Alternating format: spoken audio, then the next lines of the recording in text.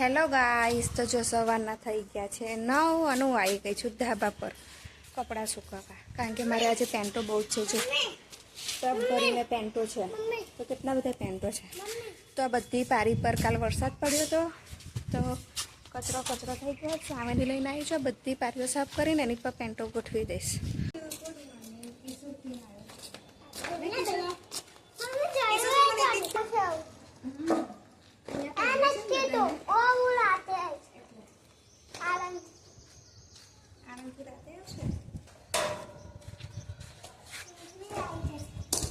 જો જ્યાં જગ્યા દેખાય ત્યાં મેં નાખી દીધા. જો અહીંયા ફક્ત દોરી બનતી છે, તો દોરી પર પેન્ટ સૂકવ્યા છે. અહીંયા ખાટલામાં સૂકવ્યું છે. જોઈ આખી લાઈન પેન્ટોથી ભરી દીધી છે, ત્યાંથી લઈને અહીં સુધી. અને અત્યારે થઈ ગયા છે 9:15 ને જો આ બાજુ પાછળ વરસાદ જેવું છે. આ વરસાદ જેવું લાગશે ને તો મારે પાછું ભાગવું પડશે ને લાઇટો પણ જતી રહે છે. કીશું જો કેટલી ઉતાવળ કરે, પડી જવાય. સુની છે. અને આજે બાને જવાનું છે ઘરે, તો બા સવારમાં વહેલા ઉઠીને નાહી ધોઈને તૈયાર થઈ ગયા છે. તો બાને મૂકવા જઈશ કરમસદ ચોકડીએ, ત્યાંથી એમને રિક્ષામાં બેસાડી દઈશ. એટલે હવે આજે જશે એમના ઘરે. અને અમે અત્યારે છે છઠ્ઠે માળ, તો લિફ્ટ અહીંયા જ છે. કીશું જોઈ તો હું કીશું ને લિફ્ટમાં બીક લાગે ને, એના લીધે લાઈટ જતી રહેશે. પછી શું લાઈટ જાય ને તો વાંધો નહીં, આપણે બે બેસી રહીશું. હા હવે છે ને તું ઘરે અરે બીજી આવશે બરાબર. તો ગાઈસ છે અમે આવી ગયા કરમસદ ચોકડીએ દાદીને મૂકવા. એ તો અહીં આવશે ને.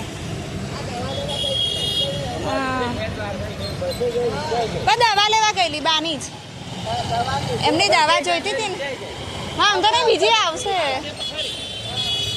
થોડી વાર ઊભા રહીશું ને. તો અમે લોકો આવી ગયા છે હરી કલેક્શનમાં ક્રિશુ માટે નાની સ્કૂલ બેગ જોવા. જોઈએ હવે ગમે તો ઠીક છે.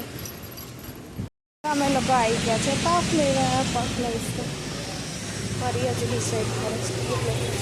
અમે લોકોએ બેકરીમાંથી પફ લીધા. તો જો મેં સાદો પફ લીધો છે, ક્રિશુએ મંચુરિયન વાળો લીધો છે, અને પરીએ ચાઇનીઝ પફ લીધો છે. પફ લઈને આવી તો મને ચા પીવાની ઈચ્છા થઈ, તો હું ચા પીવસ ને થયા છે બપોરના 11:30. ક્રિશી ફુગ્ગો રમતો હતો. ફુગ્ગો ક્યાં? કપડાની પાછળ ભરાઈ ગયો. જોએ નીચે ઉતરશે. આ કપડાં ખેંચીશ ને. આવ્યો. અને બીજી બાજુ પરી જોવે છે કાર્ટૂન. આજે આ ટીવીના ચક્કરમાં બંનેઓને બહુ માર પડ્યો નહીં? સવારમાં બહુ માર્યા. બંને જણ સાંભળતા નહોતા ટીવી માટે. અને હવે એ લોકોને 2 વાગ્યા ને ભૂખ લાગી છે. 11:30 પફ લાવી હતી, મને એમ કે ખાઈ લેશે. તો હવે ખાવા નહીં માંગે, તો હજુ ખાવા માંગે છે. તો પાસ્તા લઈને આવ્યા છે, તો બનાવું છું પાસ્તા. જો તો પાસ્તા બની ગયા છે. અને ક્રિશિવ કે હવે મારે પણ ખાવા છે, ચમચી આપી. બંને શાંતિથી બેસીને ખાવું. હા, ઝઘડશો નહીં. ગાઈસ હું જાઉં છું ધાબા પર. કપડાં બધાએ નાખ્યા હતા પેન્ટો ચેક કરવા કે સુકાઈ ગયા છે કે નહીં સુકાયા. અને પવન છે તો અડધા મોજા નીચે પડી ગયા, તો નીચે લેવા ગઈ. તો પહેલે માળ આવી છું. હવે પહેલે માળવાળા સ્ટુડન્ટ આવશે ત્યારે નહીં પડશે. ત્યાં સુધી તો અત્યારે જાઉં છું ધાબા પર. અને ગરમી એટલી બધી લાગે છે ને, તો હું આવી ગઈ છું છઠ્ઠે માળના ધાબા પર. અને અત્યારે તો એકલી જ આવી છું. કિશુને પરીને ઘરમાં બેસાડ્યા છે કે તમે લોકો પાસ્તા ખાઓ. ઉપર જોઈને આવું છું. તો આવી ગઈ ધાબા પર ને સાચે જો બધા પેન્ટો પડી ગયા. આવું થાય. પવન કેટલો બધો છે તો જો. તો સુકાઈ ગયા છે, નીચે પડેલા એ પણ સુકાઈ ગયા અને સરસ કોરા થઈ ગયા છે. તો હવે વિચાર્યું આવી છું ને તો લઈ જાઉં ને એકાદ પેન્ટ ભીનું હશે તે મારી બાલ્કનીમાં નાખી દઈશ.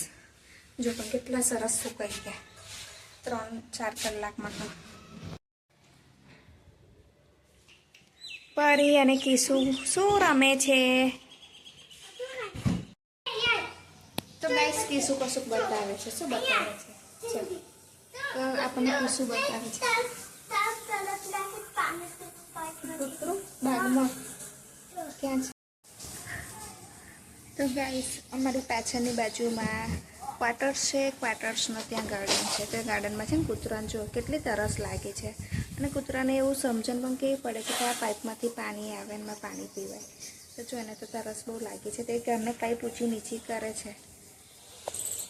નહીં કહીશું. અને ગાઈસ બને ને તો આપણે પણ એવી કોશિશ કરવાની કે જૂનું ઘરમાં માટલું હોય કે પછી કુંડું મળતું હોય, કુંડું લાવીને આપણે પાણી ભરીને મૂકીએ કે જેથી કરીને પક્ષી છે, પછી આવા પ્રાણી છે, કૂતરું છે, ગાય છે, એ લોકોને એમ પણ તરસ તો લાગે જ છે. તો એ લોકોને તરસ લાગે પણ એ બોલી નથી શકતા, એ છે મૂંગા પ્રાણી. તો આપણે એ લોકોની વિશે થોડું સમજીને આપણે પણ એક એવું સારું કાર્ય કરીએ. અમારા ફ્લેટમાં નીચે અમે એવી રીતે કુંડા મૂકેલા છે. પછી જ્યાં લાઇટોની પાઇપો હોય છે ને ત્યાં પણ અમે કુંડા લટકાવીને મૂક્યા છે કે ચકલી છે, કબૂતર છે કે ગમે તે પક્ષી હોય એ પણ પાણી પી શકે. ને અમે થોડું થોડું ચણ પણ નાખીએ છીએ એ કુંડામાં. એવી રીતે અમે 2 કુંડા મૂકેલા છે. પછી બાગમાં કન્ટિન્યુ 24 કલાક પાણી આવતું હોય છે. તો ત્યાં સાઈડોમાં એવા ખાડા કરેલા છે કે એમાં પાણી ભરેલું હોય છે કે કૂતરા પી શકે. તો ગાઈસ એ બધા એ પ્રાણી છે ને અબોલ છે, જે બોલી નથી શકતા, મૂંગા છે. પરંતુ હા, એ વફાદાર અને સમજદાર વધારે હોય છે ઇન્સાનો કરતાં. તો આપણી ફરજમાં આવે છે કે આપણે એ લોકો માટે કંઈક કરીએ. તો કે પછી એવા નાના નાના બાઉલ પણ આવે છે જે કૂતરાઓને ગાયોને પાણી પીવા માટે મૂકીએ છે. જ્યાં વિતરણ થતું હોય ને તો આપણે થોડુંક આપણામાંથી પણ એ લોકોને યોગદાન આપીને એ લોકો માટે કંઈક સારું એવું પુણ્યનું કામ કરીએ. તો તમે પણ અમારી જેમ કરજો, કારણ કે અમે તો બહાર મૂકેલા જ છે એવી રીતે કુંડા. અને આ મૂંગા પ્રાણીઓને આપણે એક સેવા પણ આપી શકીએ છીએ, કારણ કે એ તો બોલી જ નથી શકતા પણ આપણે તો સમજી શકીએ છીએ ને એ લોકો માટે. એટલી બધી ગરમી છે ને કે ના પૂછો. જો અમારે તો છે એક તડકો છે, હું બેઠી છું ત્યાં રસોડા સુધી પહોંચે. જો આ બાજુ રસોડાની દિવાલ સુધી છે તડકો જાય છે. અને પેલી બાજુ ટીવી છે, ટીવી પર પણ તડકો પડે છે. તો મેં બારીનો પડદો અડધો વાંકેલો છે. તો આ ગરમી માટે જો મસ્ત ઠંડુ ઠંડુ મેં શું બનાવ્યું, લીંબુ શરબત. તો હવે હું લીંબુ શરબત પીશ. તારે પીવો છે? જો લીંબુ શરબતનું નામ સાંભળીને કિસ્સું આવી ગયો. પરીએ તે એવું કીધું. પરી નાહવા બેઠી છે. 5:30 જેવું થયું છે. બહુ ગરમી લાગતી હતી. તો ક્રિશીએ તઈ જઈને શું કીધું, પરી દરવાજો ખોલું, તારી મમ્મી છું. આજે ક્રિશી મારી જગ્યા લેજો. જાય અને ફૂકો ચાવું ના કરાય. ખાવાની વસ્તુ થોડી છે. એટલે તો શરબત પીવો.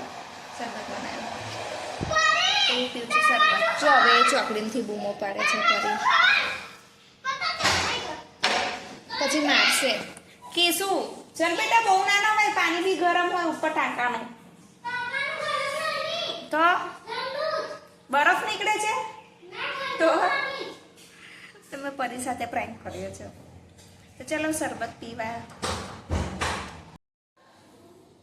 તો ગાઈસ મેં આજે બનાવી છે મિક્સ દાળની ખીચડી. એમાં મગની દાળ, ફતરાવાળી દાળ, ચણા દાળ, તુવેરની દાળ અને ફાડા એ 5ને મેં ભેગા કરીને અડધો કલાક પલાળી રાખ્યા અને થોડાક ચોખા નાખી મિક્સ દાળની ખીચડી બનાવી છે. બીજી બાજુ અમારી ભાષામાં તો આને રમકડા કહે છે.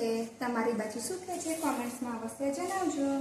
અને અમારા આજે ચંપા આવી ગઈ છે. જો એ ચંપા આવે ને એટલે તારક મહેતા જ જોવે. જો એને રિમોટ તોડ્યું. ક્રિશીએ અને પરીએ કેવું કામ કર્યો. હું વિચારું છું કે આ લોકો આજે ટીવી કેમ નહીં જોતા, પણ જોએ ટીવીના સ્પેર પાર્ટ હાથમાં આપી દીધા. જો જોએ અને લોકોથી ટીવી ચાલુ ના થયું. તો મને વિચાર આવ્યો કે લાવ હું ચેક કરું. તો ટીવી ચાલુ ના થયું તો પાછળનું બધું જ છૂટું. તો હું આને જોઈન કરીને ટ્રાય કરીશ કે ટીવી ચાલુ થાય છે કે નહીં થતું. હા, વેકેશન પૂરું થાય ને બહુ જ સારું છે ખરેખર ગાઈસ. એટલા બધા હેરાન કરે છે ને બંને જણ. આજે તો મેથી પાક બહુ એટલે બહુ ખાતો છે અને એ લોકોને ખાવો જરૂરી જ હતો. તો હવે હું જાય આ રિમોટનું સર્જરી કરું છું. જો એને પાટા પટ્ટી મલમ લગાવું છું રિમોટને. જો પછી એવું તોડી નાખ્યું છે. બધી બાજુ બાજુ લગાવવું જરૂરી છે. નહીં લગાવું નહીં કરે કારણ કે